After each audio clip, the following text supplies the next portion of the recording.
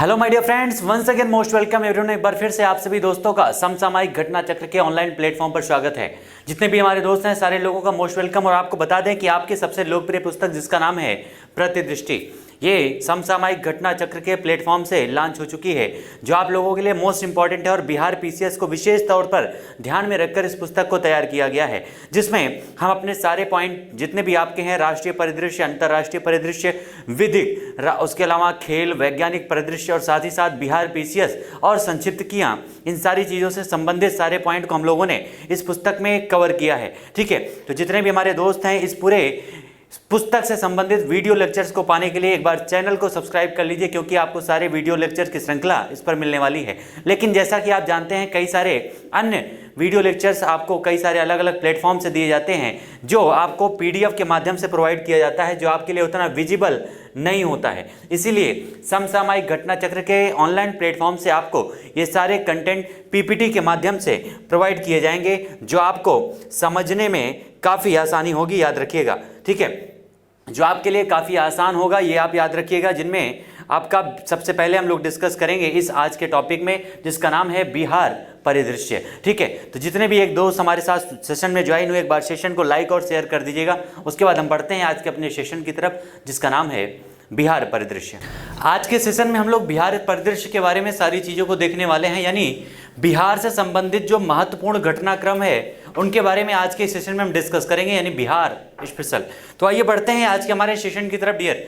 सबसे पहले बिहार परिदृश्य में अगर हम बात किया जाए तो आपको पता है कि बिहार में अभी फिर से सत्ता परिवर्तन हो चुका है। यानी अभी हाल ही में नीतीश कुमार ने बीजेपी का दामन छोड़ के एक नई पार्टी को वहां पर एक्सेप्ट कर लिया है, उनके साथ गठबंधन कर लिया है। और बिहार में सत्ता परिवर्तन की वजह से कई सारे अलग अलग जो पोस्ट थे, कई सारे जो मंत्रियों के पद हैं, वो सारे परिवर्तित हो गए हैं। आइए उनके बारे में यहाँ से समझते हैं।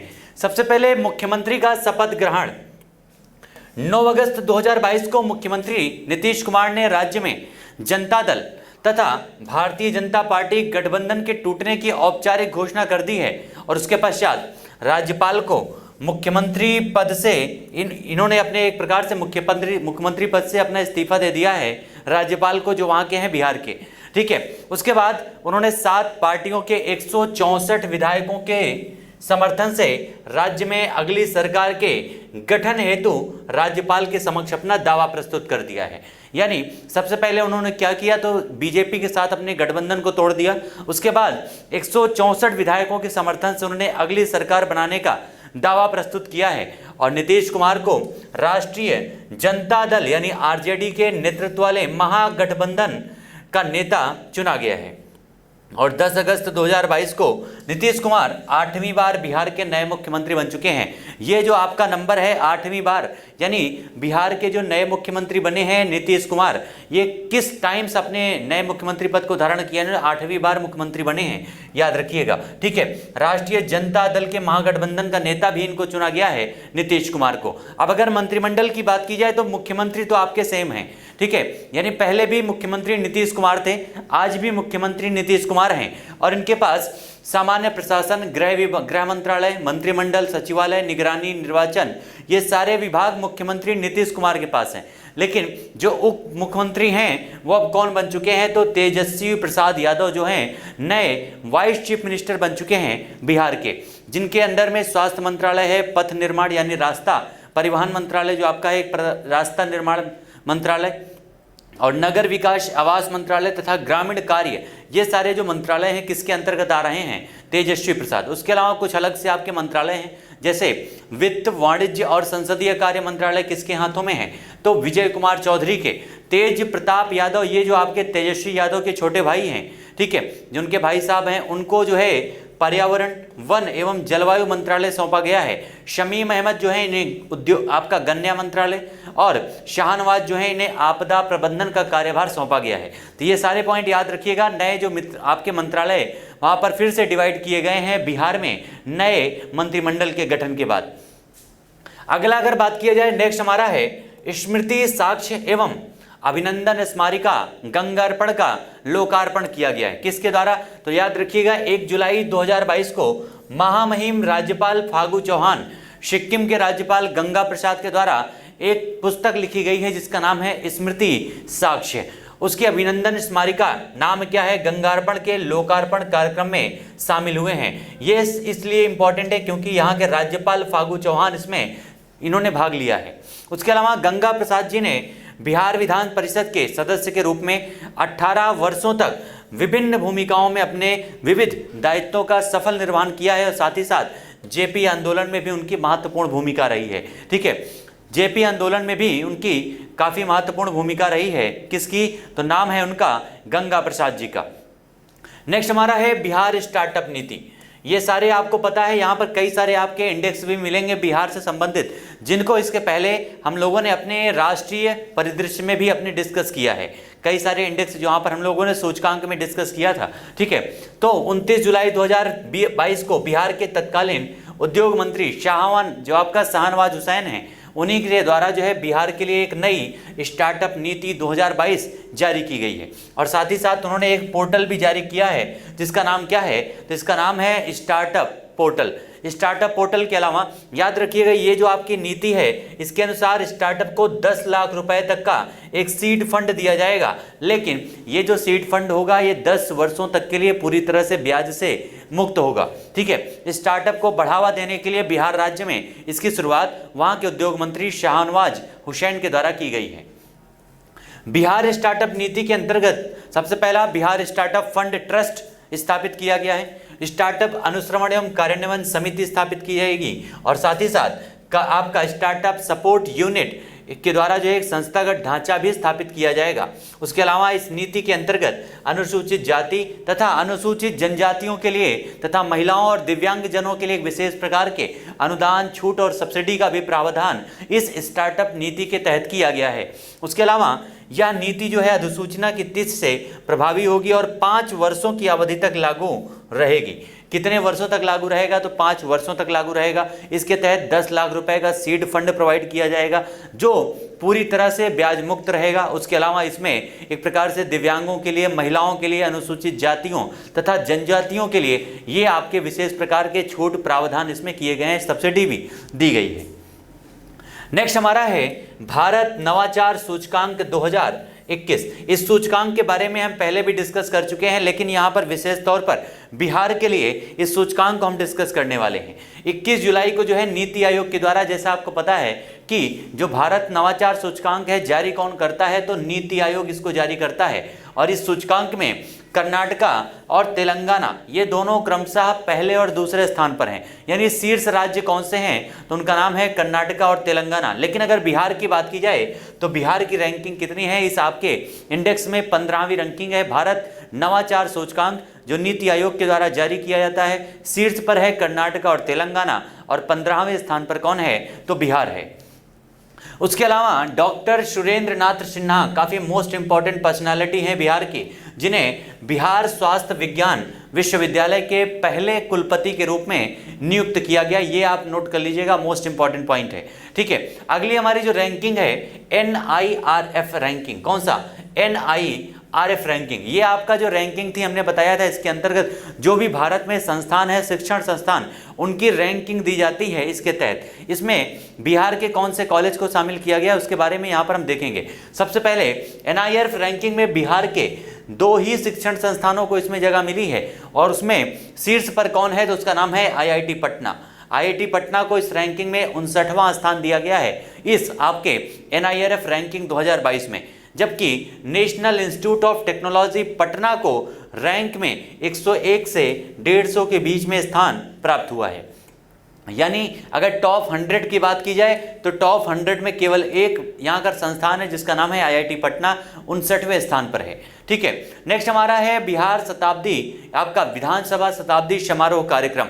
बिहार में एक प्रकार से उसके विधानसभा के 100 वर्ष पूरे हो चुके हैं और अभी हाल ही में उसी के समारोह में एक प्रकार से उसका आयोजन किया गया था, जिसमें प्रधानमंत्री नरेंद्र मोदी जी के द्वारा यहाँ पर शताब्दी स्मृति स्तंभ का भी अनावरण किया गया है।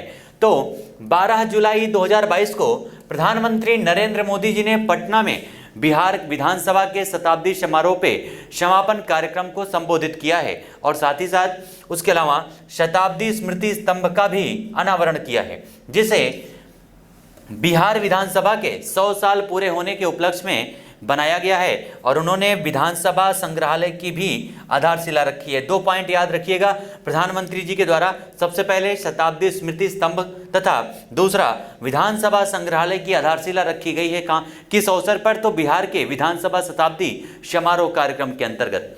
नेक्स्ट हमारा है वन हेल्थ लैब कहां पर स्थापित किया गया है? तो अगर इतना भी आपको याद रहेगा तो एनफ है। आपके एग्जाम में जो क्वेश्चन पूछा जाएगा वो यही है कि वन हेल्थ लैब जो है कहां पर स्थापित किया गया है? तो ये आपका मुजफ्फरपुर में स्थापित किया गया है 11 जुलाई 2022 को। इसका उद्घाटन कहाँ के? बिहार के जो स्वास्थ्य मंत्री हैं, नाम है उस समय के जो स्वास्थ्य मंत्री थे, क्योंकि तब सरकार दूसरी थी और उस समय स्वास्थ्य मंत्री थे मंगल पांडे। ये मंगल पांडे 1957 वाला नहीं समझ लीजिएगा, ठीक है। ये बिहार के एक प्रकार से मंत्रिमंडल में शामिल थे, स्वास्थ्य मंत्री थे मंगल पांडे। उन्हीं के द्वारा वन हेल्थ लैब का उद्घाटन किया गया है। और जो ये लैब है ये होमी भाभा कैंसर हॉस्पिटल व अनुसंधान केंद्र के सहयोग से श्री कृष्णा मेडिकल कॉलेज एवं हॉस्पिटल मुजफ्फरपुर के पैथोलॉजी विभाग में स्थापित किया गया है। कहाँ पर? पैथोलॉजी विभाग में इसको स्थापित किया गया है जो मुजफ्फरपुर में है, ठीक है। किसने इसका अनावरण किया या उद्घाटन किसने किया है? तो मंगल पांडे जो स्वास्थ्य मंत्री थे तत्कालीन समय में जब ये आपकी अनाउंसमेंट की गई थी। उसके अलावा 5 नए कृषि उड़ान हवाई अड्डों में अभी हाल ही में जो है नागरिक उड्डयन मंत्रालय के द्वारा, जो उड्डयन मंत्रालय आपको पता है इसके इस समय मंत्रालय का कार्यभार कौन संभाल रहा है? तो नाम है ज्योतिरादित्य सिंधिया। अभी इसी नागरिक उड्डयन मंत्रालय के द्वारा कृषि उड़ान 2.0 इसका मूल्यांकन प्रस्तुत किया गया है और इसी के द्वारा 5 नए कृषि उड़ान हवाई अड्डों को एक प्रकार से यहाँ पर एक नामित किया गया है या उनकी घोषणा की गई है, जिसमें दरभंगा हवाई अड्डा ये भी शामिल है। तो याद रखिएगा 5 जो नए हवाई अड्डे इसमें घोषित किए गए हैं कौन कौन से? तो बेलगावी ये कर्नाटका में है, उसके अलावा झारसुगुड़ा उड़ीसा का, जबलपुर मध्य प्रदेश, दरभंगा आपका बिहार जो मोस्ट इंपॉर्टेंट है इसको याद रखिएगा, बिहार का दरभंगा जो आपका एयरपोर्ट है एक प्रकार से हवाई अड्डा, इसको भी इसमें शामिल किया गया है। और भोपाल मध्य प्रदेश आपका हवाई अड्डा, इसके साथ ही मौजूदा 53 कृषि उड़ान हवाई अड्डों की सूची में इन्हें शामिल किया गया है, 5 नए हवाई अड्डों को। और इसके साथ ही कृषि उड़ान 2.0 में कुल हवाई अड्डों की संख्या कितनी हो चुकी है? तो 58, क्योंकि इसके पहले 53 हवाई अड्डों को इसके अंतर्गत शामिल किया गया था, लेकिन 5 नए हवाई अड्डों को यहाँ पर नागरिक उड्डयन मंत्रालय के द्वारा पुनः इसमें शामिल किया गया है। तो टोटल संख्या अब कितनी है? तो 58 इसकी संख्या अब हो चुकी है, जिसमें बिहार का दरभंगा भी शामिल है। नेक्स्ट अगर पॉइंट की बात करें तो बिहार में एकल उपयोग प्लास्टिक पर प्रतिबंध, ये आपका जो पॉइंट है ये बिहार ही नहीं बल्कि पूरे देश के लिए है, क्योंकि इस दिवस पर आपके 1 जुलाई को जो है पूरे देश में सिंगल यूज प्लास्टिक पर पूरी तरह से प्रतिबंध लगा दिया गया है, ठीक है। एकल उपयोग प्लास्टिक यानी सिंगल यूज प्लास्टिक पर पूरी तरह से प्रतिबंध लगा दिया गया था, जिसके साथ ही बिहार में भी 1 जुलाई 2022 से इस आपके थर्मोकोल से बने उत्पाद पर पूरी तरह से प्रतिबंध लागू हो गया है, ठीक है। और याद रखिएगा एकल यानी सिंगल यूज प्लास्टिक पर 1 जुलाई 2022 से पूरे देश में प्रतिबंध लगा हुआ है।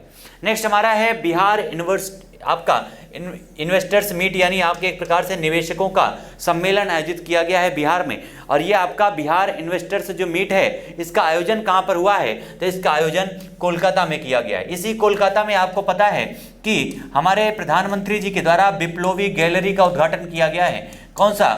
बिप्लोबी गैलरी का उद्घाटन इसी कोलकाता में किया गया है, याद रखिएगा। कब? तो 23 मार्च को, जब हमारे देश में शहीद दिवस मनाया जा रहा था। इसी दिन आपको सुखदेव, राजगुरु और भगत सिंह को 1931 में फांसी दी गई थी, तभी इसी कोलकाता में बिप्लोबी गैलरी का भी उद्घाटन किया गया था। और याद रखिएगा इससे पूर्व 12 मई 2022 को नई दिल्ली में इस आपके बिहार इन्वेस्टर्स मीट का आयोजन किया गया था, इस बार कोलकाता में किया गया है। नेक्स्ट हमारा है व्यापक सुधार कार्य योजना 2020। ये सारे आपके जो पॉइंट हैं बिहार स्पेशल से संबंधित हैं, यानी पूरे आपके जो पॉइंट हैं बिहार विशेष रूप से इसमें फोकस है, ठीक है। इसमें आपके व्यापक सुधार कार्य योजना जो आपकी रिपोर्ट अभी जारी की गई है 30 जून को। कब जारी किया गया है? तो 30 जून को जारी किया गया है। और इसके अनुसार जो टॉप अचीवर्स श्रेणी की अगर बात किया जाए तो टॉप अचीवर्स श्रेणी में आपकी इस कार्य योजना में 3 राज्य आंध्र प्रदेश, गुजरात और हरियाणा ये शीर्ष पर हैं, ठीक है। यानी एक प्रकार से व्यापक सुधार कार्य योजना का मतलब होता है किस राज्य ने अपने राज्य में कई सारे अलग अलग क्षेत्रों में कितना बेहतर सुधार किया है, ठीक।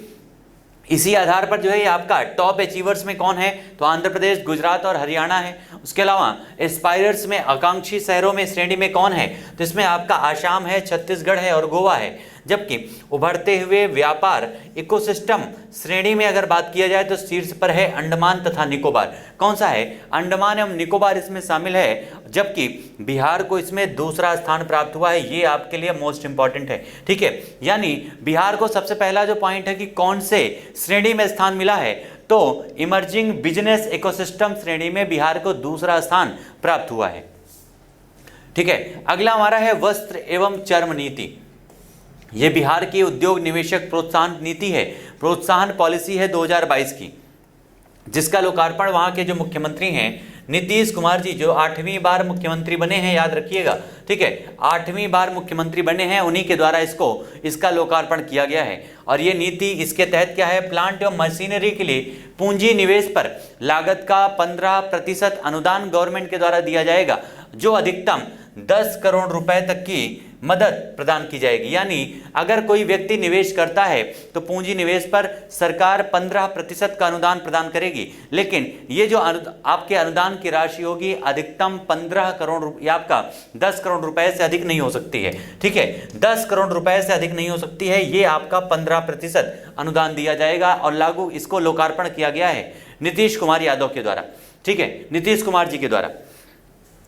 ए श्रेणी की अगर इकाई है तो विद्युत शुल्क का जो अनुदान है वो 2 रुपए प्रति यूनिट करने का निर्णय लिया गया है। और साथ ही साथ उद्योग में अगर जो आपके कार्यरत कर्मी हैं उन्हें 5,000 रुपए उच्च कौशल युक्त प्रतिमाह की दर से 5 वर्षों की अवधि हेतु अनुदान दिया जाएगा। यानी उच्च कौशल युक्त अगर कोई व्यक्ति है तो उसे 5,000 रुपए यहाँ पर 5 वर्षों तक एक प्रकार से अनुदान के रूप में प्रोवाइड किया जाएगा प्रति महीने। अपने प्रोडक्ट का पेटेंट कराने पर रजिस्ट्रेशन खर्च का 50% तथा अधिकतम 10 लाख रुपए का भी अनुदान दिया जाएगा।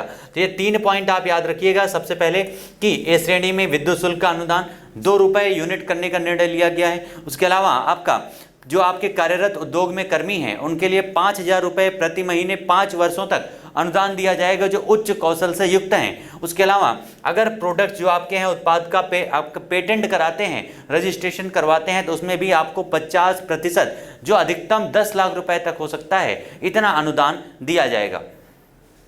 नेक्स्ट हमारा है FSSAI की खाद्य प्रयोगशाला का उद्घाटन। अभी हाल ही में जो है बिहार के कहाँ पर, रक्सौला में, बिहार में एक जगह है जिसका नाम है रक्सौला। यहाँ पर जो है अभी हाल ही में राष्ट्रीय खाद्य प्रयोगशाला का जो है उद्घाटन किया गया है। और ये जो आपका उद्घाटन है इस प्रयोगशाला का, ये भारत नेपाल की द्विपक्षीय समझौते के तहत की गई है। क्योंकि आपको पता है अभी हाल ही में नेपाल के जो प्रधानमंत्री थे शेर बहादुर देउबा, वो भारत के यात्रा पर आए थे और उस समय भारत और आपके नेपाल के बीच में कई सारे महत्वपूर्ण समझौतों पर हस्ताक्षर किए गए हैं, जिसमें आप ये भी देखेंगे कि एक आपकी रेल लिंक जो है चलाई गई है बिहार से नेपाल के बीच में, कुर्धा जो आपका है, ठीक है, वहाँ के बीच एक रेलवे लाइन भी चलाई गई है, याद रखिएगा, जिसके बारे में अभी आगे हम डिस्कस करेंगे। इस प्रयोगशाला से नेपाल से आने वाली जो खाद्य वस्तुएं हैं उनका नमूना परीक्षण आसान हो जाएगा, क्योंकि ये जो राष्ट्रीय खाद्य प्रयोगशाला है एक प्रकार से जितने भी खाद्य पदार्थ होंगे उनका परीक्षण करने के लिए इसकी स्थापना बिहार के रक्सौला में किया गया है। और इसकी स्थापना जो आपके केंद्रीय स्वास्थ्य परिवार कल्याण तथा रसायन और उर्वरक मंत्री हैं मनसुख मांडविया जी के द्वारा किया गया है। अगली है जाति आधारित जनगणना। भारत में काफ़ी लंबे समय से मांग चल रही है अलग अलग पार्टियों के द्वारा कि जाति आधारित जनगणना कराई जाए, और इसी में यहाँ पर आपका बिहार सरकार के द्वारा 2 जून 2022 को जाति आधारित जनगणना कराने का निर्णय लिया गया है। इसमें इस जनगणना पर राज्य सरकार आकस्मिक निधि से 500 करोड़ रुपए तक का व्यय करेगी। जाति आधारित जनगणना का कार्य कब तक पूरा होगा, इसका लक्ष्य रखा गया है तो फरवरी 2023 तक जाति आधारित जनगणना का कार्य कंप्लीट हो जाएगा। नेक्स्ट हमारा है निपुण बिहार योजना। कौन सा, निपुण बिहार योजना। निपुण बिहार योजना एक प्रकार से सरकारी स्कूलों में उसकी गुणवत्ता को सुधार करने के लिए आपकी बिहार योजना की शुरुआत की गई है। ये सरकारी स्कूलों में निपुण बिहार योजना जून 2022 में शुरू की गई है, जिसके तहत बिहार के सरकारी विद्यालयों में पढ़ने वाले बच्चों को अक्षर पहचानना, पढ़ने लिखने, उसका अर्थ बताने, जोड़ घटाना उम्र सापेक्ष अन्य संख्यात्मक क्रियाकलापों में दक्ष बनाया जाएगा। यानी जो निपुण बिहार योजना एक प्रकार से जो कॉमन चीज़ें हैं, जो छोटे छोटे बच्चों को जानकारी होना जरूरी है, लिखना जरूरी है, पढ़ना जरूरी है, उसके अलावा कई सारे अदर जो आपके मैथमेटिकल्स आपके जो सॉल्यूशंस होते हैं, छोटे छोटे सॉल्यूशंस होते हैं, उनको करना जरूरी है। इस प्रकार की चीज़ों में बच्चों को दक्ष बनाया जाएगा और इसीलिए बिहार में निपुण बिहार योजना की शुरुआत की गई है सरकारी विद्यालयों में। यह योजना निपुण भारत योजना की तर्ज पर शुरू की गई है जो पूरे देश में लागू है। अगला हमारा है Nabinagar super thermal power plant. कौन सा? Nabinagar super thermal power plant. ये जो आपकी है पावर प्लांट, इसको ये आपका औरंगाबाद में स्थित है, याद रखिएगा। एनटीपीसी के नबीनगर सुपर पावर प्लांट की 660 मेगावाट की तीसरी तथा अंतिम इकाई से विद्युत उत्पादन प्रारंभ हो चुका है। ठीक है, कहां पर है? तो औरंगाबाद में स्थित है एनटीपीसी, याद रखिएगा। और इस इकाई के द्वारा कुल उत्पादित विद्युत के लगभग 84.8% का आवंटन किसको किया जाएगा? तो बिहार को किया जाएगा। ये आपका कौन सी एनटीपीसी? तो औरंगाबाद में स्थित है Nabinagar super thermal power plant, याद रखिएगा। इसमें कितनी विद्युत उत्पादन शुरू हो चुकी है? तीसरी है इसकी इकाई में, तो 660 मेगावाट की। और इसी के साथ तीसरी इकाई के शुरू होने के साथ ही बिहार को इस इकाई से 559 मेगावाट बिजली की आपूर्ति की जाएगी और शेष जो बिजली बची है वो उत्तर प्रदेश, झारखंड तथा सिक्किम राज्यों को आवंटित किया जाएगा। किसको किसको? तो उत्तर प्रदेश को, झारखंड को और सिक्किम, 3 राज्यों को, जबकि 84% जो बिजली है वो केवल और केवल बिहार को दिया जाएगा। नेक्स्ट हमारा है कोसी मेची अंतर राज्य लिंक परियोजना। ये काफ़ी इंपॉर्टेंट आपकी परियोजना है जो एक प्रकार से कोसी नदी पर इसको निर्मित की गई है, शुरुआत की गई है। ठीक है, ये आपकी भारत सरकार की नदी जोड़ो परियोजना जो आपकी है उसी के तहत इसको शुरुआत किया गया है। कब शुरू किया गया है? तो 26 मई 2022 को बिहार सरकार के द्वारा ने जल संसाधन विभाग के तहत कोसी मेची अंतर राज्य लिंक परियोजना के कार्यकारी विस्तृत प्रतिवेदन के गठन के लिए एक प्रकार से यहाँ स्वीकृति प्रदान कर दी है। कितना? 2,78,00,000 रुपए। और यह बिहार की पहली नदी जोड़ो परियोजना है। केंद्र सरकार के द्वारा इस परियोजना को जो है राष्ट्रीय परियोजना में सम्मिलित कर लिया गया है, जिससे राष्ट्रीय परियोजना में शामिल करने का सिंपल सा मतलब इतना होता है कि जो भी परियोजना अगर राष्ट्रीय परियोजना में शामिल हुई है तो वहाँ पर केंद्र के द्वारा भी अनुदान दिया जाएगा। यानी अब इस परियोजना में केंद्र के द्वारा 60% और राज्य के द्वारा 40% की अनुदान एक प्रकार से दी जाएगी। दोनों राज्यों का अगर अनुपात की बात करें तो 6:4 के अनुपात में यहाँ पर इसमें निवेश किया जाएगा। इस परियोजना के पूरा होने से सीमांचल क्षेत्र के 4 जिले पूर्णिया में, कटिहार में, किशनगंज में और अररिया के लगभग 2,15,000 हेक्टेयर क्षेत्र की सिंचाई हो सकेगी तथा उन्हें वार्षिक तौर पर आने वाली बाढ़ से भी राहत मिलेगी। जैसा कि आप जानते हैं कि बिहार में बाढ़ सबसे बड़ी समस्या है और इस बाढ़ का कारण क्या है? तो यहाँ पर जो आपका है कोसी नदी, कौन सी? कोसी नदी की वजह से सर्वाधिक बाढ़ आती है, याद रखिएगा। ठीक है, तो इसी बाढ़ की समस्या को एक प्रकार से समाप्त करने के लिए इस परियोजना को बनाया जा रहा है, जिसमें केंद्र द्वारा 60% अंशदान दिया जाएगा। और ये जो आपका योजना है विशेष रूप से 4 जिलों के लिए लाभकारी होगी, जिसमें पूर्णिया, कटिहार, किशनगंज और अररिया को शामिल किया गया है। ठीक है, और ये इसमें आपकी जो मेची है ये महानंदा, जो आपकी महानंदा की सहायक नदी है, ये पॉइंट भी याद रखिएगा। ठीक है, क्योंकि पूरी परियोजना का नाम है कोसी मेची परियोजना।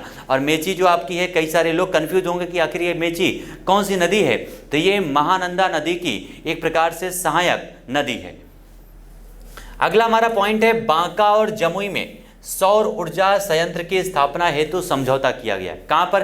तो बिहार में जगह है बांका और जमुई। अभी हाल ही में इसके लिए जो है यहाँ पर 2-3 एक प्रकार से संगठनों के बीच में समझौता हुआ है सौर ऊर्जा संयंत्र की स्थापना के लिए। यहाँ पर 26 मई 2022 को Sutlej Saur Urja Vidyut Nigam limited, Bihar state power holding company limited, north Bihar power distribution company limited तथा south Bihar power distribution company limited, इन चारों के बीच में एक समझौता हुआ है, जिसके माध्यम से बांका तथा जमुई में यहाँ पर 220 आपके टोटल 200 मेगावाट के सौर ऊर्जा संयंत्र की स्थापना की जाएगी। ऐसा समझौता इन चारों के बीच में किया गया है। 4 संगठन है, याद रखिएगा। और इस समझौते के तहत SEVNL बांका में 75 मेगावाट और जमुई में 125 मेगावाट क्षमता का सौर ऊर्जा संयंत्र स्थापित करेगी। दोनों को मिलाकर के टोटल कितना, तो एक प्रकार से दोनों को मिलाकर के 200 मेगावाट क्षमता का सौर ऊर्जा का यहाँ पर उत्पादन किया जाएगा।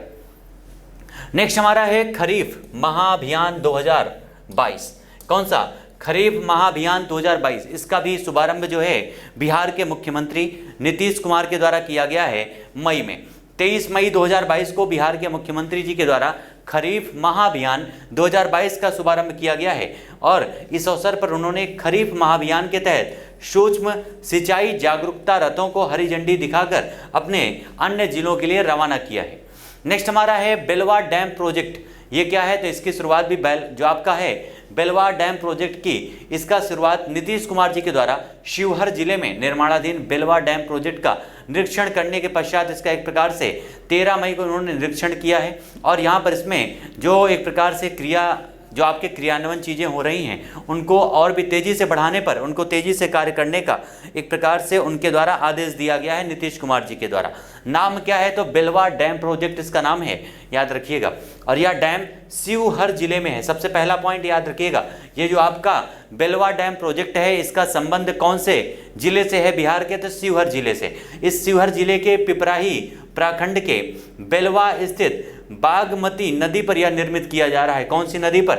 बागमती नदी। ये बागमती आपका है कहां पर? तो ये आपका बिहार में है। नेक्स्ट हमारा है देश के सबसे बड़े सोने के भंडार की खोज के हेतु अनुमति। यानी एक ऐसा अनुमान लगाया गया है कि देश का सबसे बड़ा जो स्वर्ण भंडार है वो मिलने वाला है बिहार में। कहां पर? बिहार में मिलने वाला है, ऐसा अनुमान लगाया गया है। और मई 2022 में बिहार सरकार के द्वारा जमुई जिले में देश के सबसे बड़े सोने के भंडार की खोज के लिए अनुमति दे दी गई है। ठीक है, देश के सबसे बड़े सोने के भंडार के लिए उस आपके जिले का नाम क्या है? तो उस जिले का नाम है जमुई। जहां पर भी कोई महत्वपूर्ण कार्य हो रहे हैं उस जिले का नाम याद होना आप लोगों के लिए जरूरी है, याद रखिएगा। ठीक है, और इसमें जमुई जिले में 37.6 टन खनिज युक्त अवयस्क, यहाँ पर अयस्क सहित लगभग 222.88 मिलियन टन सोने का भंडार होने का अनुमान लगाया गया है। ठीक है, इसीलिए अभी हाल ही में बिहार सरकार के द्वारा इस जिले में अनुमति प्रदान की गई है इसके खनन के लिए। नेक्स्ट हमारा है देश का पहला ग्रीनफील्ड अनाज आधारित इथेनॉल संयंत्र। कहाँ पर स्थापित किया गया है? तो ये अभी आप जो हमने डिस्कस किया था 4 जिलों में जो आपके संयंत्र स्थापित किए गए हैं वहाँ पर, तो उसी एक जिले में आपका आता है पूर्णिया। कौन सा? पूर्णिया जिला। इसी पूर्णिया जिले में देश में यहाँ पहला ग्रीनफील्ड अनाज आधारित एथेनॉल संयंत्र की स्थापना की गई है। किसके द्वारा उद्घाटन किया गया है? नीतीश कुमार जी मुख्यमंत्री जो वहाँ के हैं। इस संयंत्र का निर्माण eastern India biofuels private limited के द्वारा इस संयंत्र का एक प्रकार से निर्माण किया जा रहा है, जिसकी लागत कितनी है? तो 105 करोड़ रुपए की लागत इसमें लग रही है। इस टोटल आपके ग्रीनफील्ड अनाज आधारित इथेनॉल संयंत्र, सबसे पहला जो मोस्ट इंपॉर्टेंट पॉइंट है, ये देश का पहला ग्रीनफील्ड आधारित ये अनाज आधारित इथेनॉल संयंत्र है। याद रखिएगा कहां पर है? बिहार के पूर्णिया में।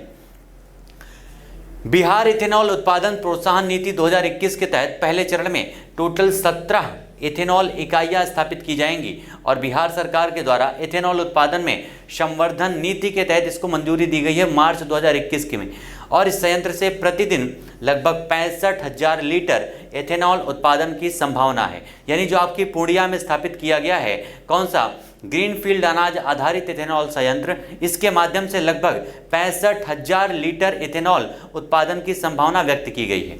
नेक्स्ट हमारा है एक साथ 18 यहाँ पर 78,000 से अधिक जो है राष्ट्रीय ध्वज लहराने का रिकॉर्ड भी बनाया गया है। कहाँ पर? तो बिहार में। ठीक है, ये आपका मोस्ट इंपॉर्टेंट है क्योंकि अभी हाल ही में 15 अगस्त स्वतंत्रता दिवस हम लोगों ने सेलिब्रेट किया है और यहाँ पर कई सारे आपके अभियान चले गए थे, जैसे बढ़े चलो अभियान चलाया गया था, हर घर तिरंगा अभियान चलाया गया था। इसी प्रकार से बिहार में एक और रिकॉर्ड बना है, जिसका जो रिकॉर्ड है एक साथ ही 78,000 से अधिक राष्ट्रीय ध्वज लहराने का रिकॉर्ड। ये रिकॉर्ड कहाँ पर बना है? तो बिहार के भोजपुर जिले के जगदीशपुर में ये आपका रिकॉर्ड बना है। इसमें बिहार के आपके भोजपुर जिले के जगदीशपुर में 1857 ईस्वी के क्रांति के नायक वीर कुंवर सिंह के विजय उत्सव के दौरान यह रिकॉर्ड गिनीज वर्ल्ड रिकॉर्ड में दर्ज किया गया है। और यह रिकॉर्ड गृह मंत्री अमित शाह की उपस्थिति में आयोजन आज़ादी का अमृत महोत्सव के दौरान बना है। और आपको पता है आज़ादी का जो अमृत महोत्सव है 75वां अमृत महोत्सव, इसकी शुरुआत बेसिकली 12 मार्च 2021 से इसकी शुरुआत साबरमती आश्रम से किया गया है, साबरमती गुजरात से की गई है। और ये आपका समाप्त कब होगा तो 15 अगस्त 2023 तक ये आपका अभियान चलेगा, आज़ादी का अमृत महोत्सव। ये पॉइंट भी याद रखिएगा, ठीक है। इससे पूर्व इस तरह का ध्वज लहराने का जो रिकॉर्ड है, लगभग 56,000 ध्वज कहाँ पर लहराए गए थे तो पाकिस्तान में। यानी इसके पहले ये आपके सर्वाधिक आपके ध्वज एक साथ लहराने का रिकॉर्ड पाकिस्तान के नाम था, लेकिन अब ये भारत के नाम है। और बिहार में भोजपुर जिले में ये रिकॉर्ड बनाया गया है, कितने ध्वज के साथ में 78,000। नेक्स्ट हमारा है जयनगर कुर्धा रेलवे लाइन। ये अभी आपके बारे में जब ने डिस्कस किया था कि भारत के और नेपाल के प्राइम मिनिस्टर के बीच में जब आपका समझौता हुआ था, जब नेपाल के प्रधानमंत्री भारत आए थे, तो उस समय ये आपके समझौते किए गए थे, जिनमें सबसे इंपॉर्टेंट आपका है जयनगर कुर्धा रेल लाइन। ये आपकी कहाँ से, जयनगर जो आपका है मधुबनी डिस्ट्रिक्ट में है बिहार में, और कुर्था जो है ये नेपाल में है। इसके बीच एक ट्रेन सेवा को शुरुआत किया जाएगा, ठीक है। ये जो आपका रेलखंड है कितने किलोमीटर है तो 34.90, यानी लगभग 35 किलोमीटर का ये आपका रेलखंड है, जिसमें यह रेल नेटवर्क टोटल 68.72 किलोमीटर लंबे जयनगर बिजलपुर बर्दीबास परियोजना का एक पार्ट है, जिसमें काफ़ी कम भाग जो है एक प्रकार से बिहार में है, लगभग 8 से 9 किलोमीटर। ये पॉइंट भी याद रखिएगा। नेक्स्ट हमारा है राज्य ऊर्जा और जलवायु सूचकांक राउंड फर्स्ट। ये भी आपका एक इंडेक्स है, जैसे अभी इसके पहले हमने 2 इंडेक्स डिस्कस किया था, ठीक है, जिनमें से एक आपका भारत नवाचार सूचकांक था। इनमें से ये आपका काफ़ी इंपॉर्टेंट है, राज्य ऊर्जा और जलवायु सूचकांक 2022 में ये जारी किया गया है, इसका राउंड 1 है, ठीक है। और ये रिपोर्ट कौन जारी करता है तो नीति आयोग के द्वारा इस रिपोर्ट को जारी किया जाता है।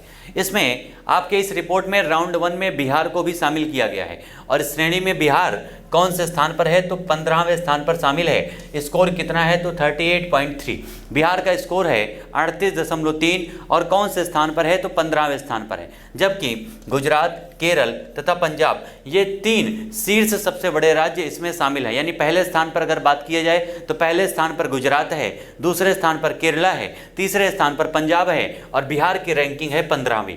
नेक्स्ट अगर बात किया जाए तो बाबा केवल धाम राजकीय मेला कहाँ पर लगता है तो बिहार में लगता है। बाबा केवल धाम राजकीय मेला 2022 कहाँ पर लगता है तो ये आपका समस्तीपुर जिले में। इसका शुभारंभ मुख्यमंत्री नीतीश कुमार जी के द्वारा इसका उद्घाटन किया गया है। बाबा केवल धाम राजकीय मेला 2022 का शुभारंभ किया गया, कहाँ पर, समस्तीपुर जिले में।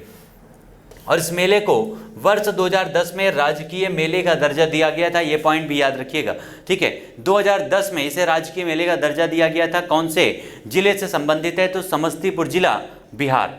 नेक्स्ट हमारा है बिहार मद्य निषेध और उत्पाद संशोधन विधेयक। यानी बिहार में एक प्रकार से जो आपका लिकर है उसको पूरी तरह से बैन कर दिया गया है, ठीक है। और इसीलिए 30 मार्च 2022 को बिहार मद्य निषेध और उत्पादन विधेयक 2022 को दोनों सदनों में पारित किया गया है, और अप्रैल 2022 में राज्यपाल ने इस विधेयक को मंजूरी प्रदान कर दी।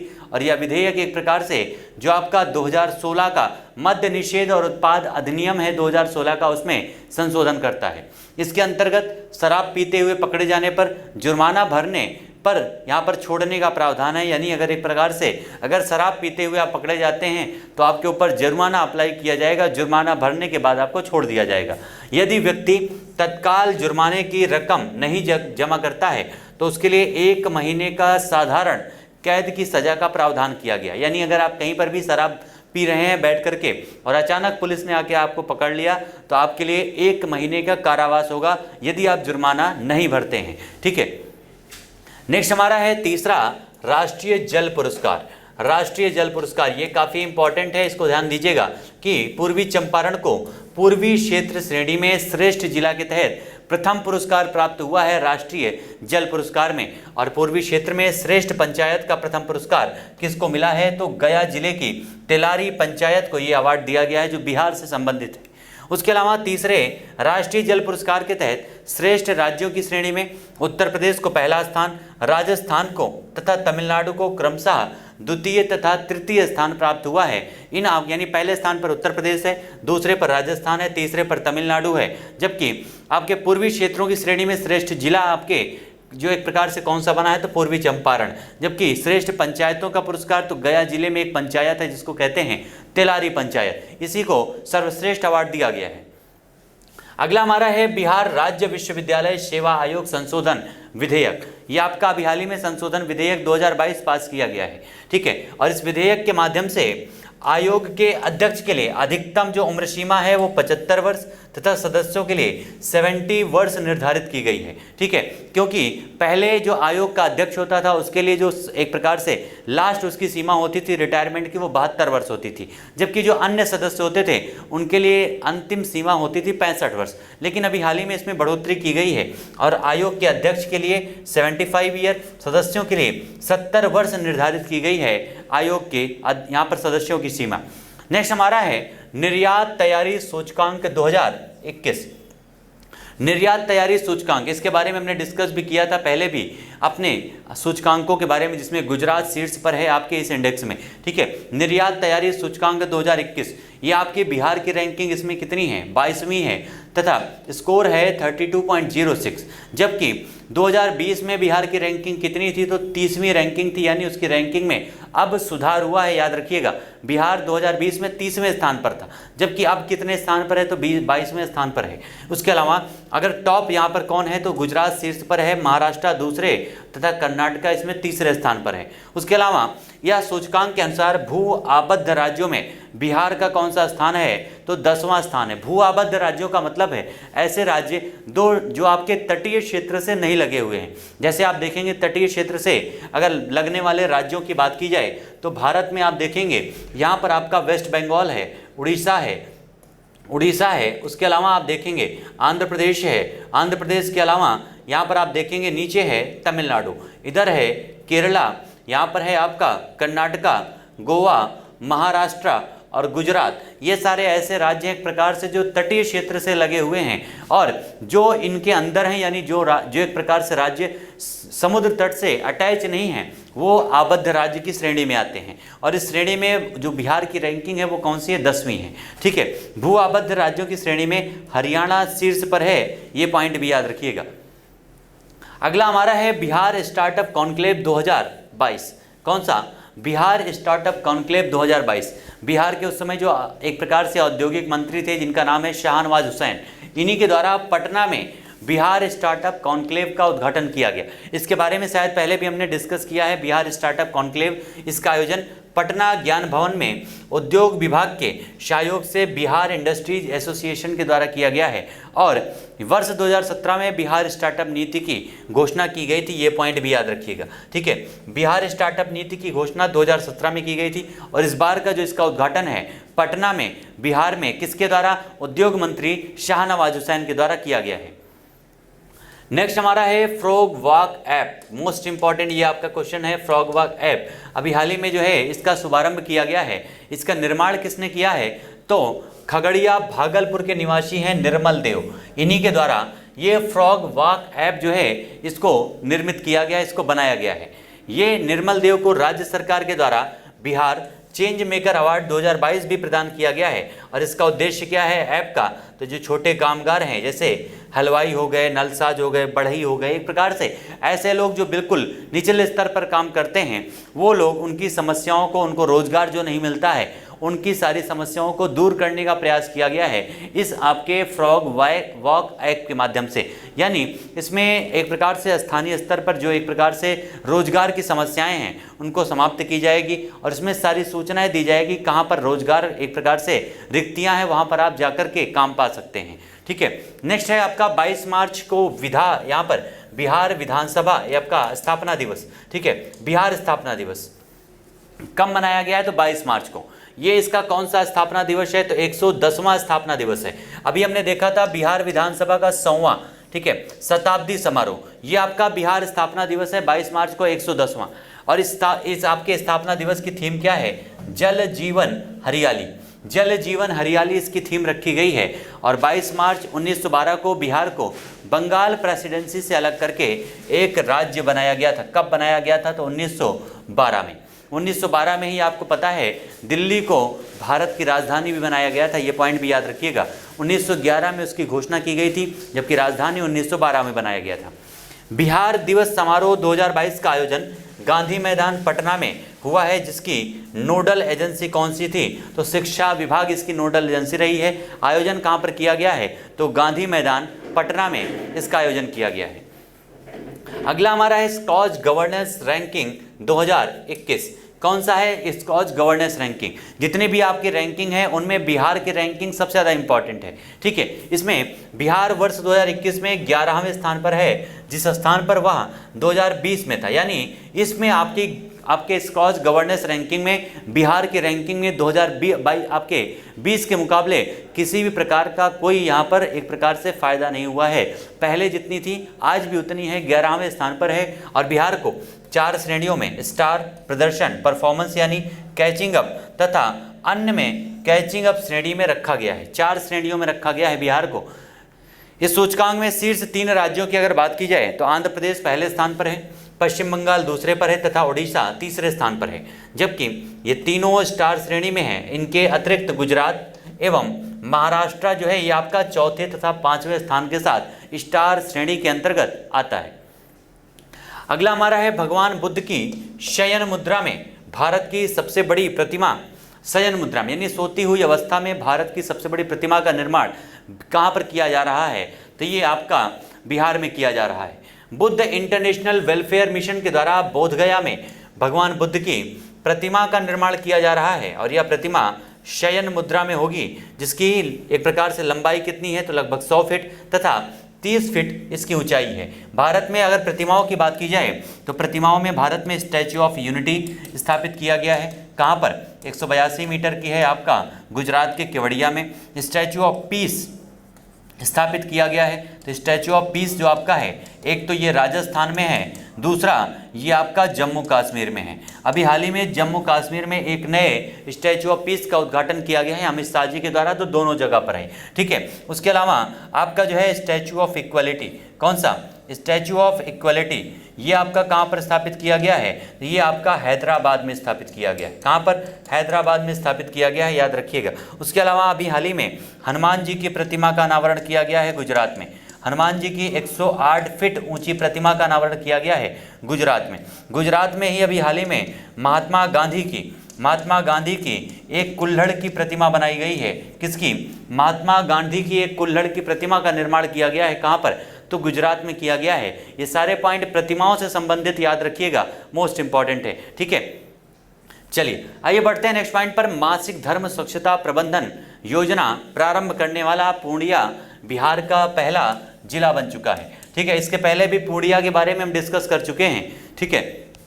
लेकिन मासिक धर्म स्वच्छता प्रबंधन आपका शुरुआत करने वाला पूर्णिया बिहार का पहला जिला बना है, ये आपका मोस्ट इंपॉर्टेंट है, ठीक है। किसकी सहायता से? एक प्रकार से तो ये आपका नव अस्तित्व फाउंडेशन, स्वयं सहायता समूह तथा यूनिसेफ की सहायता से पूर्णिया जिले में बिहार में ये आपकी स्वच्छता प्रबंधन योजना इसको प्रारंभ किया गया है। इस योजना को पायलट प्रोजेक्ट के तौर पर अप्रैल 2021 में जिले के कस्बा प्रखंड में इसको शुरू किया गया है। कौन से?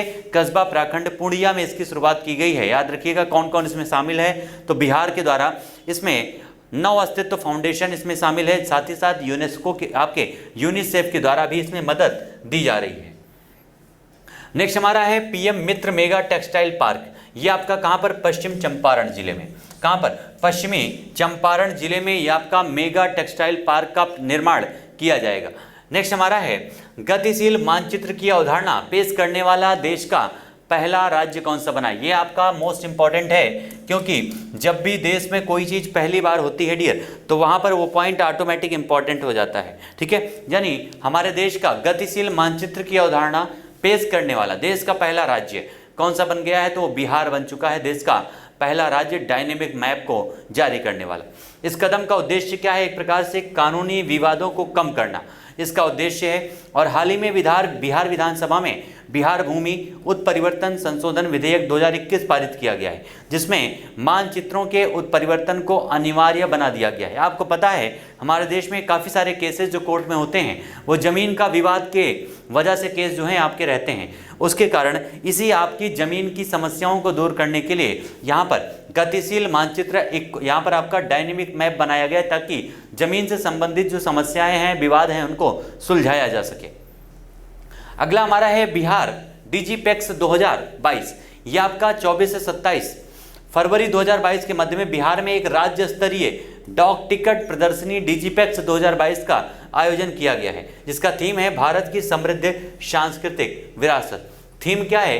भारत की समृद्ध सांस्कृतिक विरासत इसकी थीम है। उसके अलावा इसका आयोजन हमारे देश में आज़ादी के अमृत महोत्सव के अंतर्गत इसका आयोजन किया गया है। हमारे देश में आज़ादी के अमृत महोत्सव के अंतर्गत कई सारी चीज़ों का, कई सारे आपके एक प्रकार से समारोह महोत्सव का आयोजन किया गया है, जिसका उद्देश्य है लोगों को देश की आज़ादी के महत्व के बारे में समझाना। अगला हमारा है राजगीर जू सफारी। कौन सा?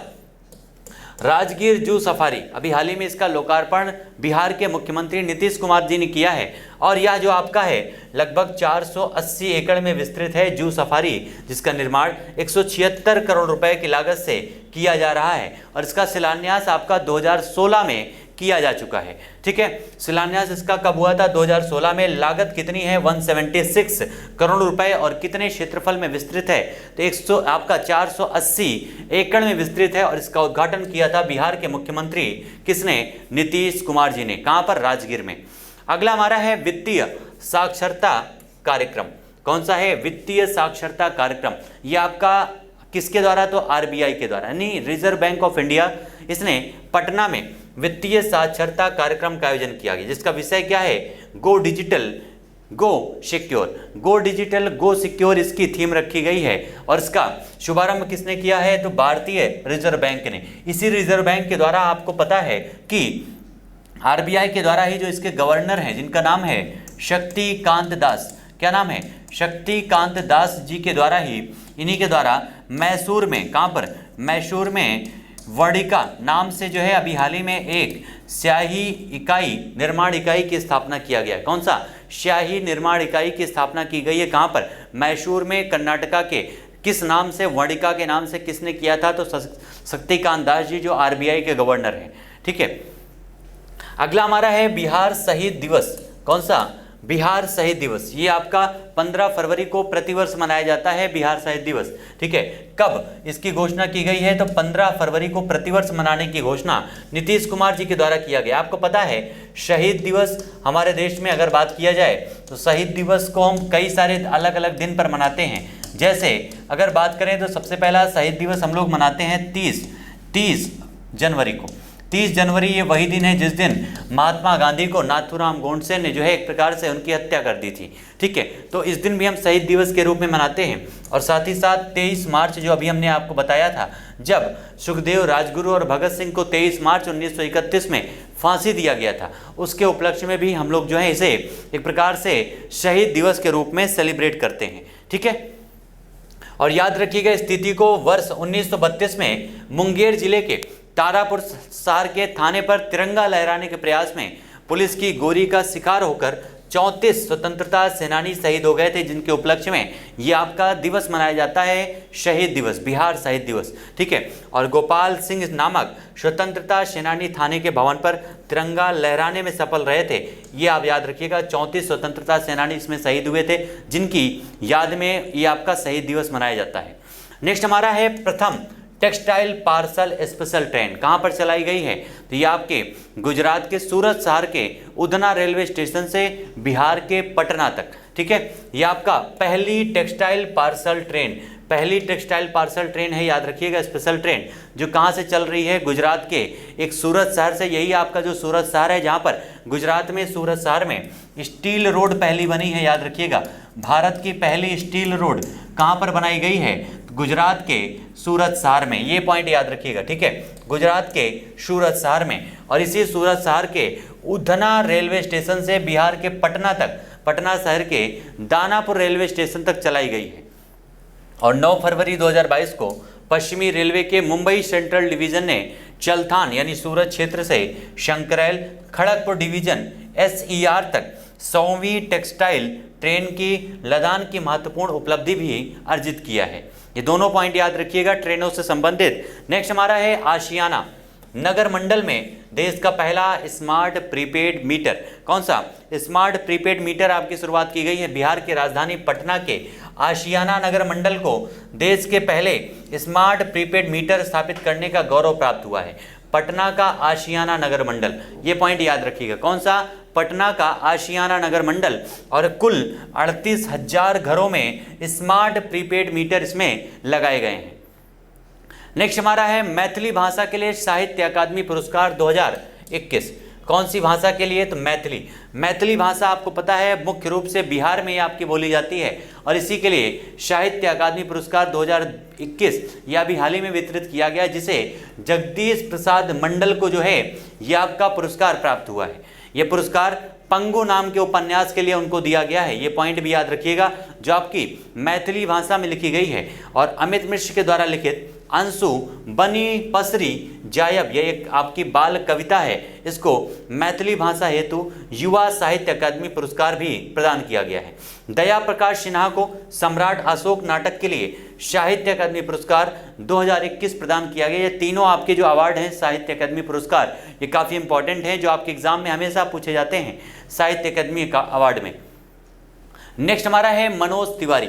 आपको पता है कई सारे ब्रांड एम्बेसडर अलग अलग राज्यों के घोषित किए जाते हैं, जिनमें से अभी हाल ही में बिहार में मनोज तिवारी को बिहार में खादी के लिए ब्रांड एम्बेसडर बनाया गया है। जिस प्रकार से आपने देखा है कि उत्तराखंड में अक्षय कुमार को ब्रांड एम्बेसडर बनाया गया है, अरुणाचल प्रदेश में संजय दत्त को ब्रांड एम्बेसडर बनाया गया है, उसी प्रकार से यहाँ बिहार में खादी के लिए ब्रांड एम्बेसडर बनाया गया है। किसको? मनोज तिवारी को। ठीक है।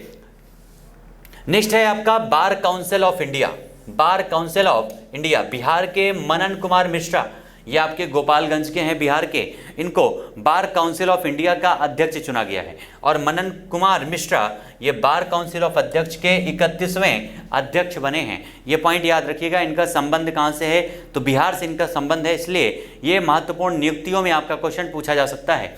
और अंजनी कुमार सिंह ये बिहार संग्रहालय के महानिदेशक नियुक्त किए गए हैं। बिहार संग्रहालय के पूर्व मुख्य सचिव अंजनी कुमार सिंह को बिहार संग्रहालय में महानिदेशक बनाया गया है। और बिहार संग्रहालय के शासी निकाय की अध्यक्षता कौन करता है? तो मुख्यमंत्री करेंगे। नेक्स्ट हमारा है मैथिली साहित्यकार लिली रे का निधन। मैथिली साहित्यकार नाम क्या है? लिली रे। जिस प्रकार से उत्तर प्रदेश में आपको पता है बिरजू महाराज का निधन हुआ है, उतना ही इंपॉर्टेंट आपका है लिली रे जो बिहार में है आपका मैथिली साहित्यकार हैं। इनकी 52 वर्ष की अवस्था में इनकी डेथ हो चुकी है। और 1982 में मारीचिका नाम के एक मैथिली उपन्यास हेतु इन्हें साहित्य अकादमी पुरस्कार से भी सम्मानित किया गया था। नेक्स्ट हमारा है पुनौरा धाम स्वदेश दर्शन योजना के अंतर्गत शामिल किया गया है। आपको पता है स्वदेश दर्शन योजना एक ऐसी योजना है जिसके माध्यम से इस आपकी योजना के माध्यम से देश में जितने भी आपके धार्मिक सांस्कृतिक स्थल हैं उनको जोड़ने का कार्य किया जा रहा है। और स्वदेश दर्शन में इसी में आपके पर्यटन मंत्रालय ने पुनौरा धाम जो आपका सीतामढ़ी गुजरात में है, यहीं पर इसको रामायण सर्किट में शामिल किया है स्वदेश दर्शन योजना के तहत। ठीक है। और पुनौरा धाम को हाल ही में प्रसाद योजना के तहत भी शामिल किया गया। यानी अगर आपसे कभी पूछा जाए रामायण योजना, रामायण सर्किट योजना या प्रसाद योजना का संबंध किससे है, तो इसका संबंध एक प्रकार से हमारे देश की महत्वपूर्ण धार्मिक और सांस्कृतिक जितने भी आपके स्थल हैं उनको लिंक करना रेलवे के माध्यम से। ठीक है। रामायण सर्किट योजना एक प्रकार से रामायण से संबंधित जितने भी महत्वपूर्ण स्थल हैं उनको एक दूसरे से जोड़ना और लोगों को एक प्रकार से उन क्षेत्रों में पर्यटन के लिए प्रोत्साहित करना इसका मुख्य उद्देश्य है। ठीक है। बिहार के सीतामढ़ी जिले में पुनौरा गांव में मां जानकी जन्मभूमि मंदिर है जो पुनौरा धाम के लिए विख्यात है। अगला हमारा है मैथिली बतख। यहां पर आपका बतख है। कौन सा? मैथिली बतख। इसका नाम एक प्रकार से उत्तरी बिहार में ये पाई जाती है मैथिली बतख और इसका नाम national bureau of animal genetic resources Karnal में दर्ज किया गया है। और आंकड़ों के अनुसार राज्य में इन बतखों की संख्या कितनी है? तो लगभग 46,000 मैथिली बतख हैं आपके इस बिहार राज्य में। किस में दर्जा किया गया है? तो bureau of animal genetic resources में। यह है कहाँ पर? तो करनाल हरियाणा में। नेक्स्ट हमारा है विश्व स्तरीय जीनोमिक प्रयोगशाला। विश्व स्तरीय जीनोमिक प्रयोगशाला कहां पर स्थापित किया गया है? तो मुजफ्फरपुर में। कहां पर? मुजफ्फरपुर में स्थापित किया गया है, याद रखिएगा। वहां की जो स्वास्थ्य मंत्री हैं मंगल पांडे के द्वारा इसकी स्थापना होमी भाभा कैंसर हॉस्पिटल तथा अनुसंधान केंद्र मुजफ्फरपुर में स्थापना की गई है। और ये आपका याद रखिएगा जीनोमिक प्रयोगशाला, ठीक है। चलिए, ये पॉइंट आपका थोड़ा मिसिंग है, इसको हटा दीजिएगा। नेक्स्ट आपका है केंद्रीय, यहाँ पर आपका अभी हाल ही में एक बाघ अभ्यारण्य का यहाँ पर याद रखिएगा, दूसरा सेकंड यहाँ पर बाघ अभ्यारण्य की घोषणा की गई है। कौन सा? सेकंड बाघ अभ्यारण्य बिहार का, ठीक है। केंद्रीय पर्यावरण वन एवं जलवायु परिवर्तन मंत्री नाम क्या है? अश्विनी कुमार चौबे ने बिहार में दूसरा बाघ अभ्यारण्य स्थापित करने की घोषणा किया है, ठीक है। ये बाघ कहां पर है? तो कैमूर जिले में खोला जाएगा और वर्तमान में बिहार में एकमात्र बाघ राज्य अभ्यारण्य है। कौन सा? Valmiki tiger reserve. कहां पर है? पश्चिमी चंपारण में है आपका ये जो आपका है बिहार टाइगर रिजर्व, जो आपका है वाल्मीकि टाइगर रिजर्व। दूसरा कौन सा है? तो ये कैमूर में स्थापित किया जाएगा, याद रखिएगा, जिसकी घोषणा की गई है। नेक्स्ट हमारा है पद्म पुरस्कारों की अगर बात की जाए, बिहार 2022 में कौन से व्यक्ति हैं जिनको पद्म पुरस्कार मिला है? तो उनमें बिहार से संबंधित आपके जो पद्म पुरस्कार दिए गए हैं तो 2 लोगों को दिया गया है बिहार में, क्योंकि आपका जो पद्म पुरस्कार है ये 73वें गणतंत्र दिवस के अवसर पर इसकी घोषणा की गई, जिसमें टोटल 128 लोगों को इन पुरस्कारों से वितरित किया गया। कितने? 128 लोगों को, जिनमें बिहार की 2 हस्तियां शामिल हैं। कौन कौन है?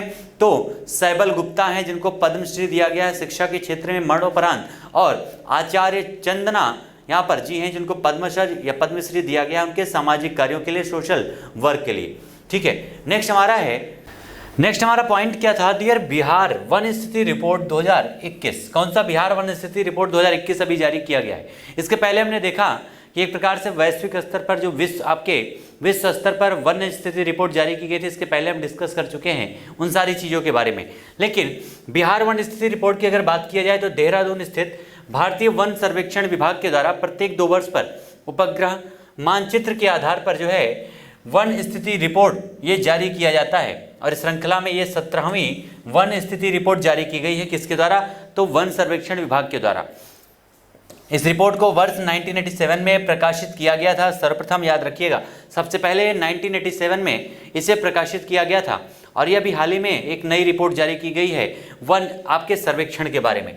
भारत वन स्थिति रिपोर्ट के अनुसार बिहार का वनावरण कितना है? तो लगभग 7380.79 वर्ग किलोमीटर बिहार का वनावरण है, जो बिहार के कुल भौगोलिक क्षेत्रफल यानी लगभग 94,163 वर्ग किलोमीटर का कितना है?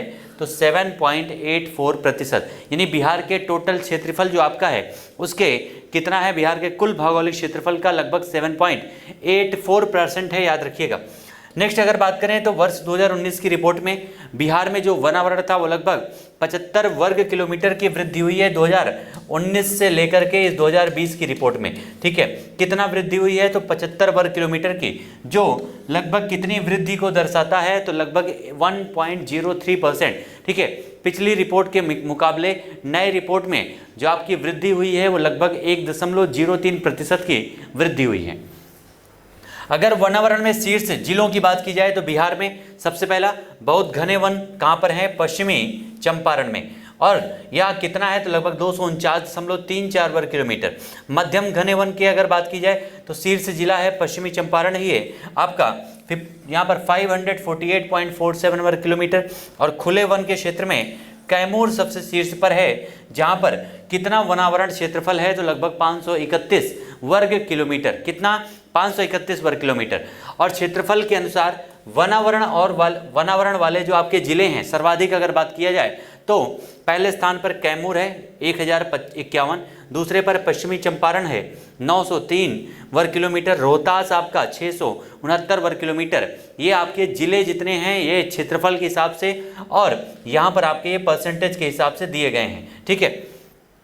नेक्स्ट अगर बात की जाए सबसे कम जहाँ पर वनावरण है तो उनमें शेखपुर ये आपका सबसे कम वनावरण वाला बिहार का जिला है, ठीक है। आपका जिसमें परसेंटेज कितना है? 0.17% क्षेत्रफल पर वनावरण है।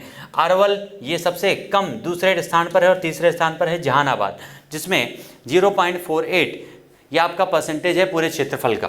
नेक्स्ट है प्रतिशत के अनुसार वनावरण वाले जिले, प्रतिशत के अनुसार अगर बात किया जाए तो कैमूर में सर्वाधिक प्रतिशत पर वनावरण क्षेत्रफल है 31.56, जमुई में 21.34 और नवादा में 20.72% क्षेत्रफल पर वनावरण या एक प्रकार से यहाँ पर वन का आवरण वृक्षावरण पाया गया है। ठीक है, सबसे कम की अगर बात की जाए तो शेखपुरा में है 0.17, बक्सर में 0.35, सिवान में है 0.35%। अगला हमारा है वनावरण में वृद्धि एवं कमी करने वाले राज्य, यानी कौन से ऐसे राज्य हैं जो वनावरण में सर्वाधिक वृद्धि किए हैं या फिर सर्वाधिक कमी किए हैं। तो सर्वाधिक वृद्धि कहाँ पर हुई है, तो बांका में सबसे ज़्यादा वृद्धि हुई है 16.23 यहाँ पर वर्ग किलोमीटर की वृद्धि हुई है।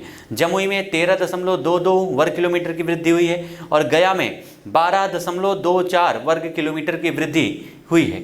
सर्वाधिक कमी कहाँ पर हुई है, तो कैमूर में सबसे कमी आपका कैमूर में हुआ है 4.83 वर्ग किलोमीटर, सुपौल में 4.46 वर्ग किलोमीटर और रोहतास में 2.32 वर्ग किलोमीटर की कमी आई है वनावरण में। अगर वृक्षावरण की बात की जाए तो वृक्षावरण के अनुसार राज्य के 2341 वर्ग किलोमीटर क्षेत्रफल पर वृक्षावरण है। ठीक है, जो पूरे राज्य की कुल क्षेत्रफल का लगभग 2.49% है। कितना, 2.49% है टोटल राज्य की कुल क्षेत्रफल के। 2019 की रिपोर्ट में यह आपका 2003 वर्ग किलोमीटर वृक्षावरण में लगभग कितनी वृद्धि हुई है, तो अब हो गया है 2341। 2019 में 2003 था तो वृद्धि कितनी हुई है, तो 338 वर्ग किलोमीटर की वृद्धि हुई है टोटल वृक्षावरण में बिहार में। उसके अलावा अगर वनावरण और वृक्षावरण की अगर बात की जाए तो वनावरण आपको पता है 7380, ठीक है, वृक्षावरण 2341 वर्ग किलोमीटर है। इसमें प्रतिशत वृद्धि 7.84 हुई थी वनावरण में, तो वृक्षावरण में 2.48, इसमें वृद्धि 75 वर्ग किलोमीटर हुई थी, तो वृक्षावरण में 338 वर्ग किलोमीटर की वृद्धि हुई है। जबकि टोटल अगर बात किया जाए तो टोटल लगभग 9721 वर्ग किलोमीटर है यहाँ पर क्षेत्रफल वनावरण और वृक्षावरण का, जिसमें प्रतिशत वृद्धि हुई है 10.32% और टोटल वृद्धि हुई है 413 वर्ग किलोमीटर की। ठीक है, उसके अलावा अगर बात करें तो वाल्मीकि नगर टाइगर रिजर्व के 796.12 वर्ग किलोमीटर में वन है, जो कुल टाइगर रिजर्व क्षेत्रफल का लगभग 928.80 वर्ग किलोमीटर का लगभग कितने प्रतिशत है, तो लगभग 85.71% है।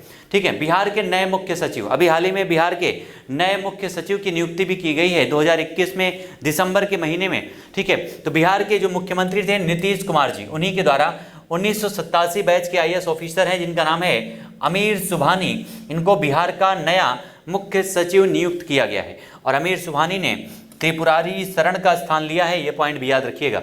नेक्स्ट हमारा है सुशासन सूचकांक, कौन सा, सुशासन सूचकांक। ये जो सुशासन सूचकांक है, सुशासन दिवस पर 25 दिसंबर को इसे जारी किया जाता है। ठीक है, सुशासन दिवस पर जारी किया जाता है और ये इस संस्करण का, इसका कौन सा संस्करण है, तो दूसरा। और इसमें बिहार की अगर स्थिति की बात की जाए, क्योंकि इसके पहले सारे इंडेक्स हम लोग डिस्कस कर चुके हैं पूरे वैश्विक लेवल पर या फिर हमारे भारत में जो जारी होता है उसमें सभी इंडेक्स हमने अलग अलग राज्यों के देखे थे, लेकिन यहाँ पर विशेष रूप के बिहार की बात की जा रही है। तो इसमें बिहार की समग्र रैंकिंग में 4.624 स्कोर के साथ में ग्रुप बी में बिहार ने 6वां स्थान हासिल किया है, जबकि इसी ग्रुप में मध्य प्रदेश ने पहला स्थान हासिल किया है, ये पॉइंट याद रखिएगा।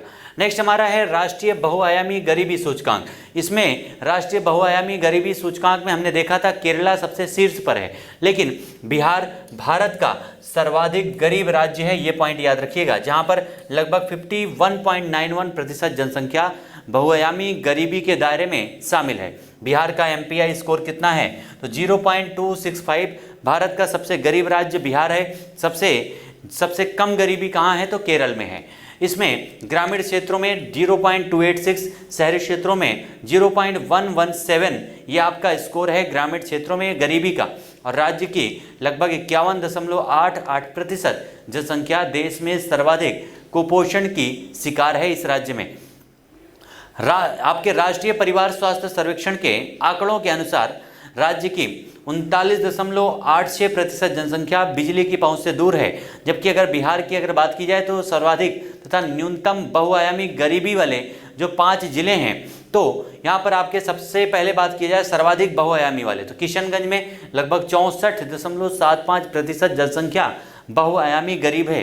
अररिया ये आपका दूसरे स्थान पर है 64.65%, मधेपुरा 64.43%, पूर्वी चंपारण 64.13% तथा सुपौल आपका 64.10% है। लेकिन अगर न्यूनतम, ये तो सर्वाधिक गरीबी वाले जिले थे, अगर न्यूनतम गरीबी वाले जिलों की बात की जाए तो पटना सबसे न्यूनतम है 29.20, भोजपुर 40.50, सिवान 40.55, रोहतास 40.75 तथा मुंगेर जो है आपका 40.99। सबसे न्यूनतम गरीबी यहाँ पर है, अधिकतम गरीबी आपके किशनगंज में है, याद रखिएगा, बिहार में। समाज सुधार यात्रा, कौन सा? समाज सुधार यात्रा मोस्ट इंपॉर्टेंट है, बिहार में नीतीश कुमार के द्वारा इसे पूर्वी चंपारण में मोतिहारी से इसको शुरुआत की गई थी। ठीक है, मोतिहारी से 22 दिसंबर 2021 में। यह यात्रा 15 जनवरी 2022 को पटना में समाप्त हुई है और इसमें बिहार के लगभग इस यात्रा में 12 जिले शामिल रहे हैं। कितने? 12 जिले। इसका शुरुआत कहाँ पर किया गया? तो मोतिहारी, यह पूर्वी चंपारण में आपका पड़ता है, वहाँ से शुरुआत की गई थी, पटना में इसको समाप्त किया गया। 12 जिले इसके अंतर्गत शामिल थे। ठीक है, नेक्स्ट हमारा है मधुबनी साहित्य महोत्सव 2021। मधुबनी साहित्य महोत्सव 2021, इसका जो आयोजन है कामेश्वर सिंह दरभंगा संस्कृत विश्वविद्यालय के प्रांगण में आयोजन किया गया है। मधुबनी साहित्य महोत्सव का 12 से 15 आपके दिसंबर 2021 में, और ये महोत्सव centre for studies of tradition and system के द्वारा आयोजित किया गया है। और इसका आयोजन कब से किया जा रहा है? तो 2018 से प्रतिवर्ष इसका आयोजन किया जा रहा है। 2021 में इसका आयोजन किया गया है। कहाँ पर? तो कामेश्वर सिंह दरभंगा संस्कृत विश्वविद्यालय के प्रांगण में। नेक्स्ट हमारा है गृह दर्शन ऐप। कौन सा? गृह दर्शन ऐप। ये आपकी ऐप को लॉन्च किया गया है बिहार गृह विभाग के द्वारा। किसके द्वारा? बिहार गृह विभाग के द्वारा इसे लॉन्च किया गया है और इसका उद्देश्य है कानून व्यवस्था को बेहतर बनाना। ठीक है, कानून व्यवस्था को बेहतर बनाना।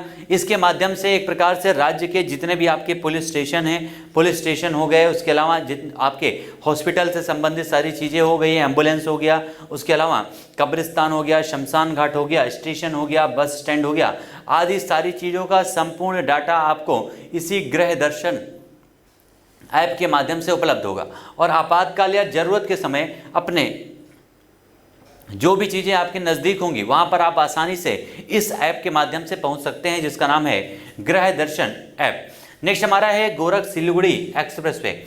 ये आपका गोरख सिलीगुड़ी एक्सप्रेसवे, ये केंद्र सरकार के द्वारा इस एक्सप्रेसवे को सैद्धांतिक सहमति दी गई है नवंबर 2021 में, जिसका अधिकतर जो हिस्सा है वो उत्तर बिहार के जिलों में पड़ता है। इस एक्सप्रेसवे में बिहार में इसकी टोटल लंबाई कितनी है? तो 416 किलोमीटर इसकी लंबाई होगी। जो यह एक्सप्रेसवे बिहार को उत्तर प्रदेश और पश्चिम बंगाल की सीमा से जोड़ेगा। ये पॉइंट भी याद रखिएगा। ठीक है, कौन कौन से राज्यों से? तो उत्तर प्रदेश और आपका पश्चिम बंगाल से इसको जोड़ेगा। नेक्स्ट हमारा है बिहार विभूति सम्मान। ये आपको किसको? एक प्रकार से मीडिया ट्रेंड्स के जो संस्थापक हैं रोहित कुमार, इन्हीं को बिहार उद्यमिता सम्मेलन में बिहार विभूति सम्मान से इनको सम्मानित किया गया है।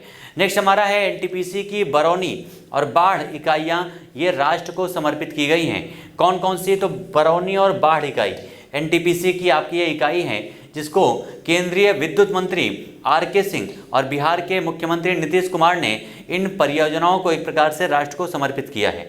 ठीक है, एनटीपीसी की एक परियोजनाएं हैं, याद रखिएगा। बरौनी ताप विद्युत केंद्र कहाँ पर है? तो बेगूसराय। ठीक है, जहाँ पर इसके चरण 2 में 500 मेगावाट बिजली का उत्पादन किया जाएगा। और एनटीपीसी बाढ़ सुपर थर्मल पावर जो है यहाँ पर 660 मेगावाट का उत्पादन होगा। बाढ़ की कुल स्थापित क्षमता कितनी है? लगभग 3300 मेगावाट इसकी क्षमता है, जो बाढ़ आपका इकाई स्थापित की गई है एनटीपीसी की। ठीक है, नेक्स्ट हमारा है स्मार्ट पुलिसिंग इंडेक्स, यानी भारत में पुलिस की रैंकिंग किस राज्य की कैसी है, वो इस आपके रैंकिंग में दिया गया है। इसमें बिहार का स्थान क्या है उसके बारे में चर्चा करेंगे। तो भारतीय पुलिस फाउंडेशन के द्वारा ये जारी किया गया है, जिसमें आंध्र प्रदेश शीर्ष पर है, जबकि बिहार 5.74 स्कोर के साथ में सबसे अंतिम स्थान पर है इस रैंकिंग में, याद रखिएगा। सबसे अंतिम स्थान पर कौन सा राज्य है? तो नाम है बिहार। नेक्स्ट हमारा है एसडीजी शहरी सूचकांक, यानी सस्टेनेबल डेवलपमेंट गोल शहरी सूचकांक 2021। ये इसको जारी किया गया है नीति आयोग के द्वारा। ठीक है, नीति आयोग के द्वारा जारी किया गया है और पहली बार इस प्रकार के सतत विकास लक्ष्य के अंतर्गत शहरी सूचकांक जारी किए गए हैं। ठीक है। इसमें अगर बात की जाए तो 56 शहरों को 77 संकेतकों के आधार पर रैंकिंग दी गई है, जिसमें बिहार का पटना 57.29 के समग्र स्कोर के साथ में इस रैंकिंग में 52वें स्थान पर है, जबकि शिमला 75 के स्कोर के साथ में इस रैंकिंग में शीर्ष पर है। ये दोनों पॉइंट याद रखिएगा, ठीक है। 52वें स्थान पर कौन सा है तो पटना है, और पहले स्थान पर कौन सा है, शिमला है। जबकि झारखंड का जो धनबाद है ये 52.43 समग्र स्कोर के साथ में 56वां स्थान इसने हासिल किया है। अगर इसमें जो पटना आपका है ये एक प्रकार से अच्छा प्रदर्शन करने वालों की श्रेणी में ये शामिल किया गया है। नेक्स्ट अगर पॉइंट की बात की जाए तो राष्ट्रीय पारिवारिक स्वास्थ्य सर्वेक्षण ये आपका किसके द्वारा जारी किया जाता है, तो आप क्वेश्चन के माध्यम से ही आसानी से समझ सकते हैं कि राष्ट्रीय स्वास्थ्य मंत्रालय के द्वारा, परिवार और स्वास्थ्य मंत्रालय के द्वारा इसे जारी किया गया है। इस सर्वेक्षण में बिहार के लिंग अनुपात में बहुत ही ज़्यादा सुधार हुआ है, जिसमें 2015-16 के सर्वेक्षण में यहाँ पर इस NFHS 4 के 1062 से बढ़कर के कितना हो गया है तो 1090, ठीक है। लिंगानुपात में काफ़ी ज़्यादा सुधार हुआ है। इसमें आपके जो रिपोर्ट आई है नेशनल फैमिली हेल्थ सर्वेक्षण रिपोर्ट आपकी 5वीं में 1062 से 1090 हो चुका है लिंगानुपात बिहार में। बिहार के शहरी क्षेत्रों का जो लिंगानुपात है वो 982 है, वहीं ग्रामीण क्षेत्रों में लिंगानुपात कितना है तो 1111 लिंगानुपात है। जबकि शिशु मृत्यु दर की अगर बात की जाए तो पिछले सर्वेक्षण में 48.1 से घट करके कितना हो गया है तो 46.8 हो गया है। कुल प्रजनन दर की अगर बात की जाए तो ये 3.4 था पिछले सर्वेक्षण में, जो घट करके कितना हो गया है तो 3.0 आपका ये हो चुका है। याद रखिएगा कौन सा आपका कुल प्रजनन दर कितना हो गया है 3.0। उसके अलावा राज्य में अगर 15 से 49 आयु वर्ग की महिलाओं में साक्षरता दर की बात की जाए तो कितना है तो 57.8% है। कितना पूरे राज्य में महिलाओं के अगर यहाँ पर बात की जाए साक्षरता के बारे में, ठीक है, तो कितना है 57.8% है। ये पॉइंट याद रखिएगा, ठीक है, 57.8%। सारे आपके मोस्ट इंपॉर्टेंट ये पॉइंट हैं डियर, ये ध्यान रखिएगा, ठीक है। नेक्स्ट अगर बात किया जाए तो अगले पॉइंट में अगर हम बात करें तो इस आपके नेशनल फैमिली हेल्थ सर्वेक्षण रिपोर्ट 4 के अनुसार बिहार में 15 से 44 वर्ष आयु श्रेणी के महिलाओं में केवल 24.1% महिलाओं ने परिवार नियोजन किया था, जो NFHS 5 में बढ़कर के 55.8% हो चुका है। कितना 55.8% हो चुका है। जबकि राज्य के 15 से 49 वर्ष की 63.5% महिलाएं एनीमिया की शिकार हैं, जो पिछले सर्वेक्षण में कितना था 60.3। ये चिंता का विषय है क्योंकि यहाँ पर प्रतिशतता बढ़ रही है, महिलाओं में एनीमिया यानी खून की कमी बढ़ती जा रही है। नेक्स्ट हमारा है स्वच्छ सर्वेक्षण 2021 में बिहार की स्थिति कैसी है। स्वच्छता सर्वेक्षण ये आपका भारत सरकार के आवासन एवं शहरी कार्य मंत्रालय के द्वारा इसको जारी किया गया है, और इसमें राज्यों की रैंकिंग में बिहार जो आपका है, बिहार को नागालैंड के साथ में संयुक्त रूप से 17वां स्थान प्राप्त हुआ है इस रैंकिंग में। जबकि 10 लाख से अधिक आबादी वाले शहरों की सूची में जो पटना है वो 44वें स्थान पर शामिल है। इसके अलावा 50,000 से 1 लाख तक की आबादी वाले शहरों की अगर नागरिक फीडबैक कैटेगरी में बिहार का एक जिला है जिसका नाम है सुपौल, ये आपका देश में पहले स्थान पर है। गंगा किनारे 1 लाख से अधिक आबादी वाले शहरों की सूची में यहाँ पर मुंगेर दूसरे पर है, पटना तीसरे स्थान पर है, जबकि वाराणसी जो आपका उत्तर प्रदेश का है ये पहले स्थान पर है स्वच्छता के मामले में। और गंगा किनारे 1 लाख से कम आबादी वाले शहरों की सूची में यहाँ बिहार का सोनपुर ये चौथे स्थान पर है, ठीक है। ये स्वच्छता संबंधी रिपोर्ट थी जो जारी की जाती है यहाँ पर आवासन एवं शहरी विकास मंत्रालय के द्वारा। नेक्स्ट हमारा है मौलाना अबुल कलाम आज़ाद शिक्षा पुरस्कार। मौलाना अबुल कलाम आज़ाद ये शिक्षा पुरस्कार जो है एक प्रकार से जमुई के जो दलित इलाकों में रहने वाले मुशाहर समुदाय के बच्चों के लिए काम करने वाले डॉक्टर शंकर नाथ झा को ये पुरस्कार दिया गया है मुख्यमंत्री जी के द्वारा 11 नवंबर 2021 को। नेक्स्ट हमारा है पद्म पुरस्कार 2021 बिहार। ये पद्म पुरस्कार जो आपको पता है कि पद्म पुरस्कारों की घोषणा एक प्रकार से गणतंत्र दिवस के अवसर पर हमारे देश के राष्ट्रपति तत्कालीन जो थे राष्ट्रपति रामनाथ कोविंद जी के द्वारा घोषणा की गई, जिसमें देश की कुल 119 हस्तियों को पद्म पुरस्कार प्रदान किया गया। इसमें बिहार की कितने लोग हैं तो 5 लोगों को शामिल किया गया है। इसमें रामविलास पासवान जी को मरणोपरांत ये पुरस्कार उनके पद्म भूषण से उन्हें सम्मानित किया गया है। ठीक है, किसको? रामविलास पासवान जी को। उसके अलावा श्री राम दुलारी जी, श्रीमती राम दुलारी जी को मिथिला पेंटिंग के लिए कला के क्षेत्र में, रामचंद्र माझी को कला के क्षेत्र में लोकमंच कलाकार हैं। यहाँ पर डॉक्टर दिलीप कुमार सिंह चिकित्सा के क्षेत्र में, श्रीमती मृदुला सिन्हा मरणोपरांत इन्हें साहित्य एवं शिक्षा के क्षेत्र में ये सम्मान दिया गया है। उसके अलावा छठवां आपका अंतर्राष्ट्रीय धर्म धम्म सम्मेलन, ये आपका मोस्ट इंपॉर्टेंट है। धर्म धम्म सम्मेलन कौन सा संस्करण है? तो ये इसका छठवां संस्करण है, याद रखिएगा। ठीक है, कौन सा? छठा संस्करण है, जिसका आयोजन, इस छठे अंतर्राष्ट्रीय धर्म धम्म सम्मेलन का आयोजन भारत के राष्ट्रपति, जो उपराष्ट्रपति थे तत्कालीन, नाम है वेंकैया नायडू, उन्हीं के द्वारा नालंदा जिले के राजगीर में नालंदा विश्वविद्यालय में इसका आयोजन किया गया है। ठीक है, और ये आपका 7 से 9 नवंबर 2021 तक इस सम्मेलन का आयोजन नालंदा विश्वविद्यालय एवं इंडिया फाउंडेशन के द्वारा किया गया है। इस सम्मेलन का आयोजन पहली बार इसका 2012 में सांची विश्वविद्यालय मध्य प्रदेश में किया गया था। इसकी शुरुआत 2012 में मध्य प्रदेश में सांची विश्वविद्यालय से की गई थी, जबकि राजगीर में आपका नालंदा विश्वविद्यालय, नालंदा में छठवां इसका अंतर्राष्ट्रीय धर्मधम्म महासम्मेलन का आयोजन एक प्रकार से उपराष्ट्रपति वेंकैया नायडू के द्वारा इसका उद्घाटन किया गया है। नेक्स्ट हमारा है 40वां भारत अंतर्राष्ट्रीय व्यापार मेला। ठीक है, आयोजन कहाँ पर है? प्रगति मैदान, नई दिल्ली में। और इसमें बिहार को जो है भागीदारी राज्य के रूप में, बिहार, उत्तर प्रदेश और झारखंड फोकस राज्य के रूप में शामिल किया गया था।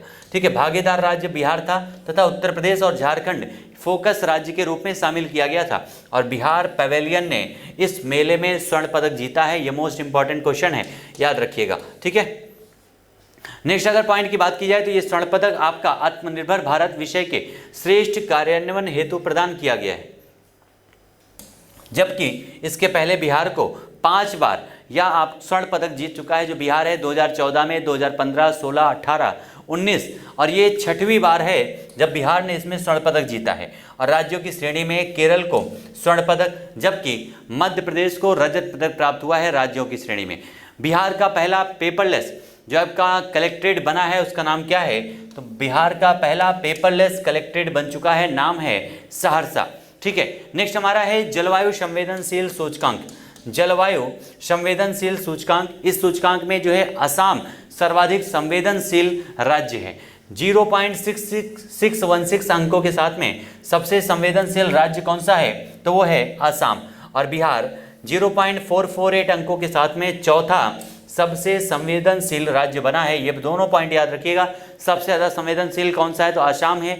और बिहार की रैंकिंग क्या है? तो बिहार चौथे स्थान पर है। ठीक है, जिला स्तर पर जो आपका घेमाजी है आसाम में, ये सबसे संवेदनशील है। और बिहार में बाढ़, सूखा, चक्रवात तीनों के संदर्भ में अगर बात किया जाए तो दरभंगा ये सबसे संवेदनशील आपका जिला है, दरभंगा इन सारे क्षेत्रों में। ठीक है, अभी बिहार में अभी हाल ही में पिछड़ा एवं अति पिछड़ा निदेशालय के गठन को मंजूरी दी गई है। ये पॉइंट याद रखिएगा। अभी हाल ही में कौन से राज्य में पिछड़ा तथा अति पिछड़ा वर्ग के निदेशालय के गठन के मंजूरी दी गई है? तो बिहार में। जिस प्रकार से आपने देखा सामान्य वर्ग आयोग के गठन की मंजूरी हिमाचल प्रदेश में दिया गया है, याद रखिएगा।